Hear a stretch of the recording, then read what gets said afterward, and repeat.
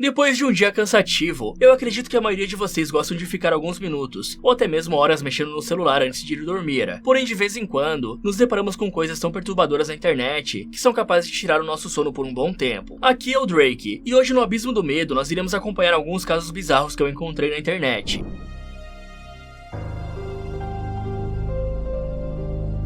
Em maio de 2014, surgiu um vídeo no YouTube intitulado de Por que as garotas me odeiam tanto? E nele, um jovem de 22 anos mostra toda sua insatisfação com o mundo, dizendo que nunca dormiu com uma garota, ou sequer conseguiu beijar uma na sua vida inteira. You know, I feel so invisible as I walk through my college because none of the girls there pay attention to me. I see so many beautiful blonde-haired, so many beautiful blonde-haired girls walking around everywhere. In your revealing shorts, your cascading blonde hair, your pretty faces. And I want one for a girlfriend. I want to take a girl out on a date and prove to her that I'm worthy. I want to feel that sense of being worthy of a girl's love and affection.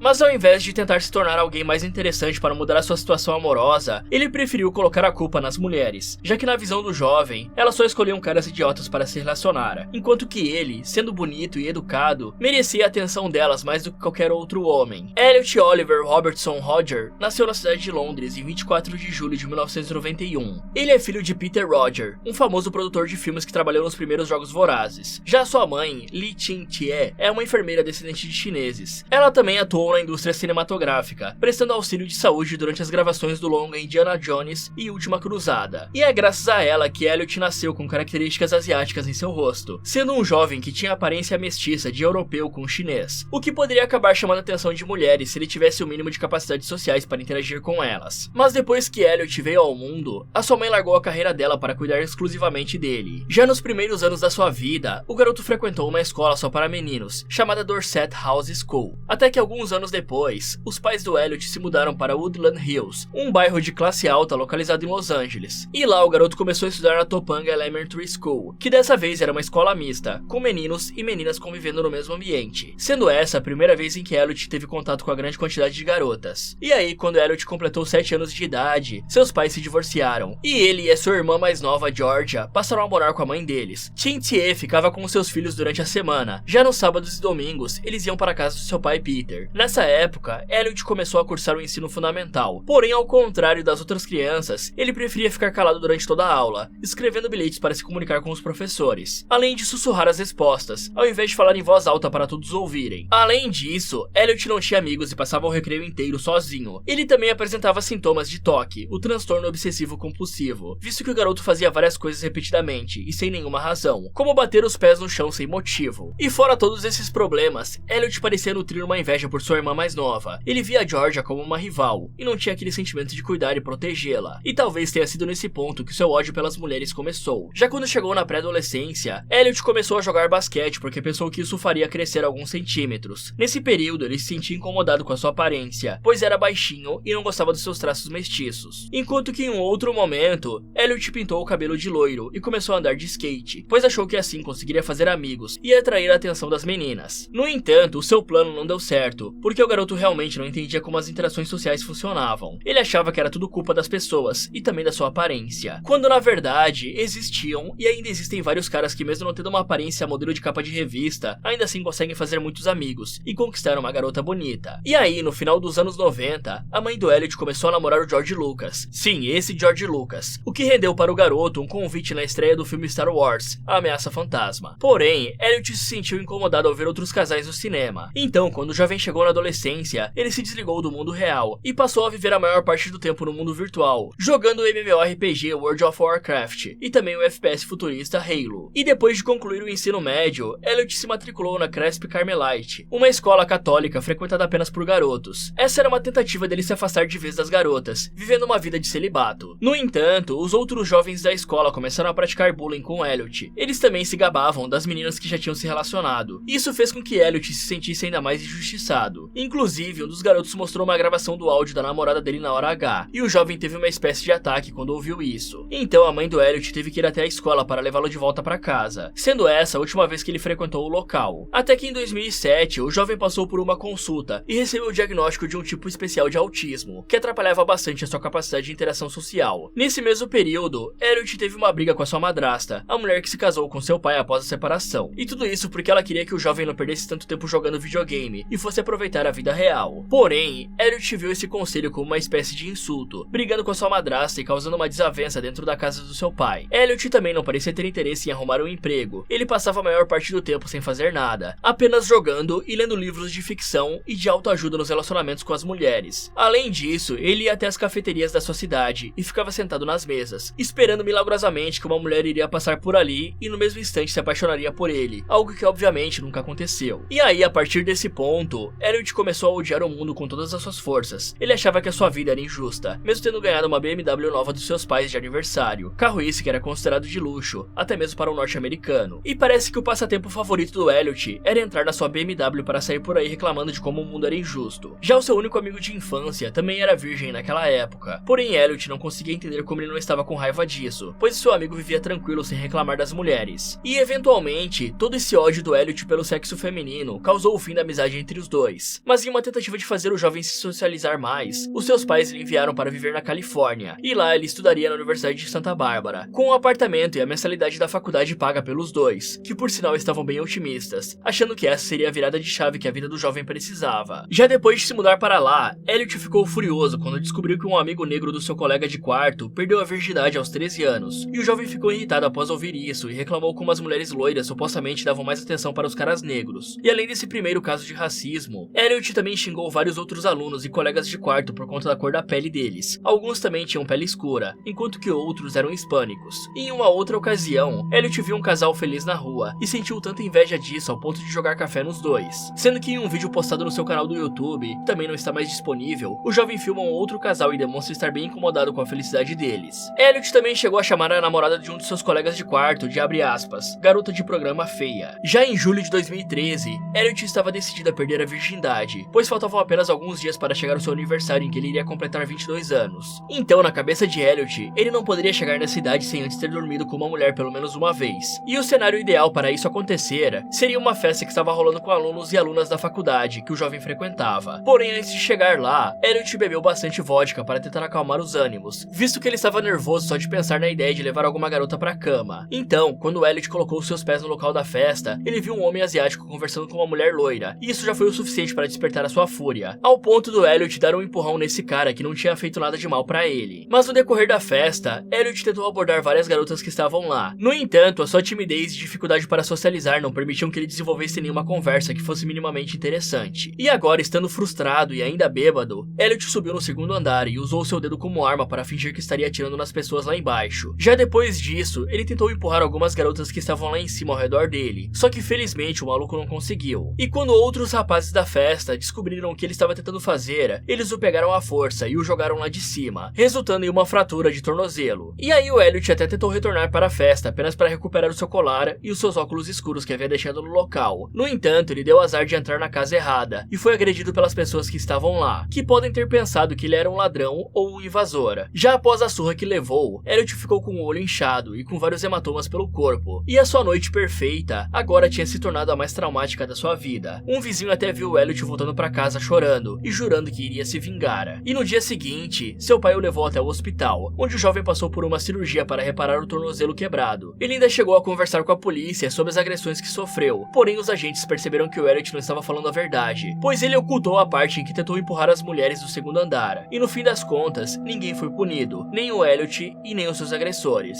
Mas enquanto o jovem se recuperava, os pais ficavam cada vez mais preocupados. Eles sabiam que precisavam dar uma atenção urgentemente para os problemas de Elliot antes que essa bomba relógio explodisse. Peter, o pai do jovem, decidiu pedir a ajuda de um amigo cineasta, chamado Dale Nauner, que havia produzido vários filmes sobre relacionamentos, e portanto entendia do assunto melhor do que ninguém. Então, Dale conversou bastante com Elliot, trocando mensagens via e-mail e se encontrando pessoalmente. Só que apesar disso, o jovem não gostou dos conselhos que recebeu do Dale. E se o Elliot não gostou, é quase certeza que os conselhos deveriam ter sido bons. Já entre 2013 e 2014, sua mãe contratou vários conselheiros para tentar guiar o jovem no caminho certo, com Elliot participando de 29 sessões. Inclusive, uma conselheira mulher disse que Elliot deveria tentar pagar uma profissional da noite, porém ele ficou ofendido com essa sugestão. Mas apesar dos esforços de todo mundo, Elliot não estava evoluindo. Ele continuava com aquela mesma mentalidade de antes, se achando superior aos outros, e que as mulheres deveriam servi-lo, além de ter ataques de raiva toda vez que via um casal na rua. Até que em maio de 2014, Elliot enviou um PDF de 137 páginas para algumas pessoas que conhecia. Esse PDF era basicamente um manifesto, uma carta de despedida, que contava sua história até aquele momento, e que fazia várias críticas às mulheres.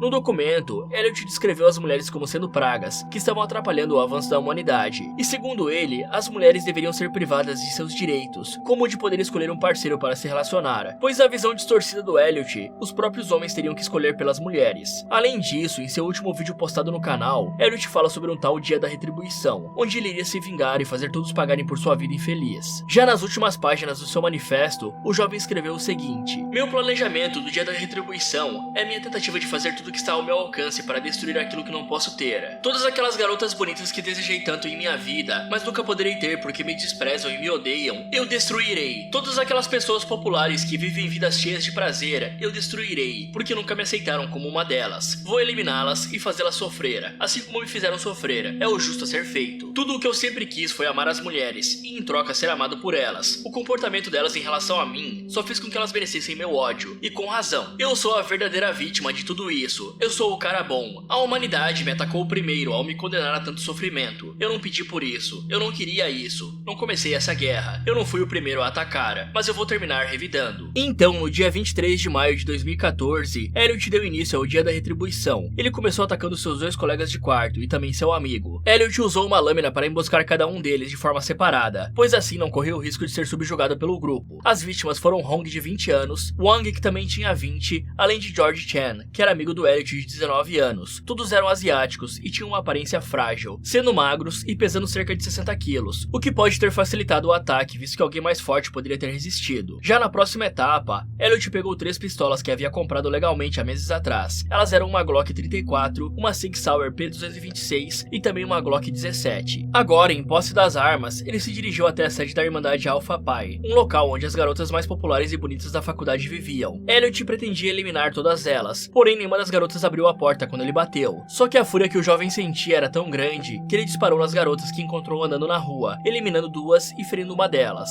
O nome das vítimas eram Catherine Cooper, de 22, e Veronica Wise, de 19. Já depois disso, Elliot entrou na sua BMW e começou a atropelar quem visse pela frente, ferindo várias pessoas no processo, além de atirar nelas com as pistolas. Sua próxima vítima se chamava Christopher Michaels, de 20 anos. Chris estava dentro de um mercado quando foi atingido algumas vezes pelas balas disparadas pelo Elliot. E nessa altura do atentado, a polícia já havia sido acionada e estava perseguindo o jovem que fugia com a sua BMW pelas ruas. Porém, após ser atingido por um disparo efetuado por um policial, Elliot decidiu dar um fim nisso tudo, porque não queria ser preso. Então ele apontou a arma para si mesmo e puxou o gatilho, acabando com o Dia da Retribuição. No total, ele conseguiu eliminar 6 pessoas, enquanto outras 14 ficaram feridas. Elliot achou que com esse atentado ele conseguiria mudar a forma como a nossa sociedade funciona, e que no fim das contas, seria considerado uma vítima. No entanto, o jovem não imaginava que ficaria conhecido apenas como um assassino virgem, que odiava o mundo porque nunca conseguiu dormir com uma mulher. E se o Elliot tivesse tentado se tornar uma pessoa melhor, ele com certeza arrumaria uma companheira, visto que tinha uma condição financeira acima da média graças aos seus pais, e também porque a sua aparência não era ruim. Na verdade, algumas mulheres até chegaram a dizer que achavam ele bonito. E aquele manifesto com centenas de páginas servirá apenas como objeto de estudo para alunos de faculdade de psicologia. Enquanto que alguns grupos obscuros da internet, Elliot passou a ser cultuado como uma espécie de herói por outros caras que também odeiam as mulheres, os incels. Eles alegam que elas são superficiais e só se importam com dinheiro, beleza e status, quando na realidade é possível encontrar várias mulheres que decidiram namorar e se casar com caras que não eram tão bonitos e que tinham pouco dinheiro. Então, basicamente, esses caras como o Elliot gostam de reclamar e colocar a culpa nas mulheres, ao invés de tentar se tornar pessoas melhores e mais interessantes. E infelizmente, ao que tudo indica, isso não irá acabar tão cedo, e com certeza o Elliot não será o último a fazer esse tipo de coisa.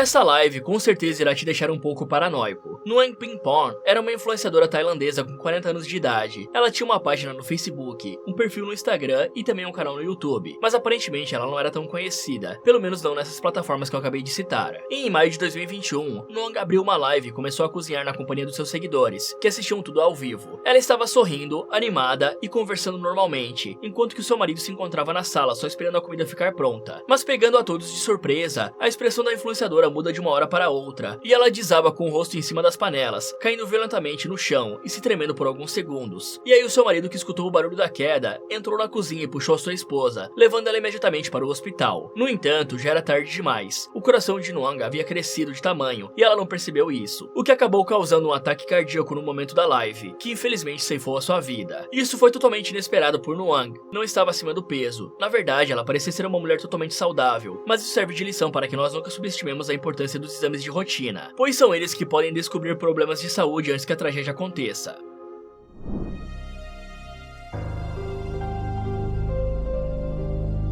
Em junho de 2017, uma finlandesa chamada Mia Marie abriu uma live ao lado do seu namorado para beber, escutar música e conversar com seus seguidores. A live aconteceu no Periscope, um aplicativo que não era tão conhecido e que encerrou as suas atividades alguns anos depois disso, lá em 2021. Durante a transmissão de cerca de 2 horas, Mia bebe bastante álcool na companhia do seu parceiro, só que em um certo momento, os dois decidem ir de carro até um outro local, mesmo estando claramente bêbados. Então, ainda estando ao vivo e com algumas pessoas assistindo, a transmissão se encerra do nada, com a câmera tremendo bastante, e Mia aparentemente sofrendo com algum tipo de impacto. Já depois disso, a polícia chegou no local e encontrou um carro destruído. Mia e seu namorado estavam dentro, porém eles não se encontravam mais vivos. E apesar de todo mundo dizer que a mistura da direção com a bebida nunca dá um bom resultado, ainda assim as pessoas insistem em dirigir bêbadas, e o resultado disso é quase sempre o mesmo. Pelo menos nesse caso, nenhum pedestre ou outro carro foram atingidos no acidente.